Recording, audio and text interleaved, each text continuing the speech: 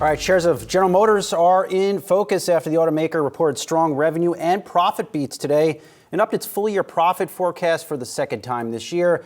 But investors really had their eyes peeled on GM's electric vehicle outlook. The company reaffirming its plans to produce 400,000 EVs through the first half of 2024 and 1 million by the end of 2025. Julie, I get the EV story. I know everybody's excited about it. They all want to make comparisons to what Tesla's doing, what Ford is doing. But the story for this quarter for General Motors is they sold a lot more trucks at higher prices, a lot more SUVs at higher prices, and people didn't care about those higher prices, those higher price trim levels. They went out and bought this stuff, and here's another company trading at a discount to the broader stock market, putting up another good quarter, and probably still not getting the love that it deserves. Yeah, I mean, but so the bottom line is demand. People wanted more trucks. So what then do we make of this continued emphasis on electric vehicles at the same time that they're still selling all these trucks? Well, if you're still selling gas guzzlers and making a lot of money off it, you could invest in EVs. But just going on to demand, I talked to General Motors CFO Paul Jacobson earlier this morning on the demand in the second quarter they saw, which he says was very strong, and the outlook for the back half of the year.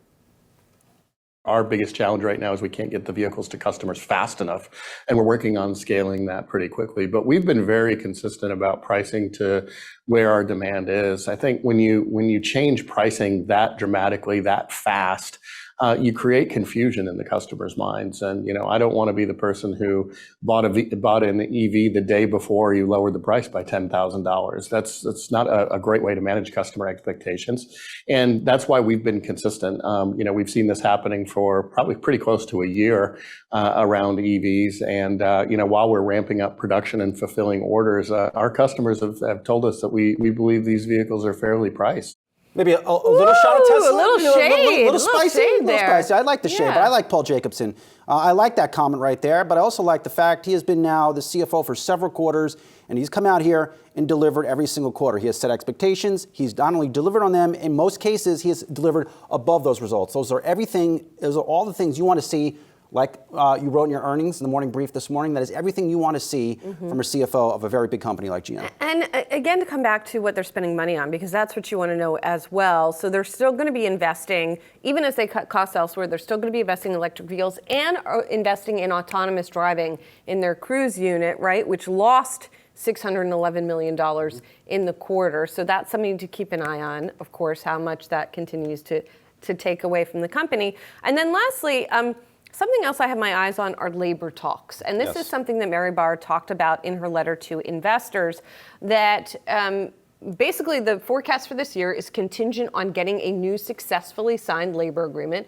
She seems to have every expectation that they will do so. But it is interesting given the backdrop of contentious labor talks from Hollywood to UPS drivers. So, we'll see if indeed it is that assured that they're going to get that outcome. I asked Paul about that. I asked him, should investors be concerned that these talks come down to the wire in September when those contracts ultimately expire? He didn't want to answer, of course, because they just started negotiations. But to your point, you're likely to see higher rates, higher labor costs now be factored into GM, which raises the other consideration here, Julie. This is a company still looking for ways to cut costs, maybe by reducing labor over the year. Lastly, why is the stock down, right? The stock went up after the numbers came out. The forecast looks good. Boggling. So not sure exactly what's going on there. But totally bizarro. Again, GM this quarter checked a lot of boxes. But be sure to stick around for more analysis of GM's high horsepower quarter. Wow, love that. My interview with General Motors CFO Paul Jacobson is airing today at 9:45 a.m. Eastern Standard Time. We talk earnings, demand for electric vehicles, and the start of talks with the UAW. Miss that interview at your own risk.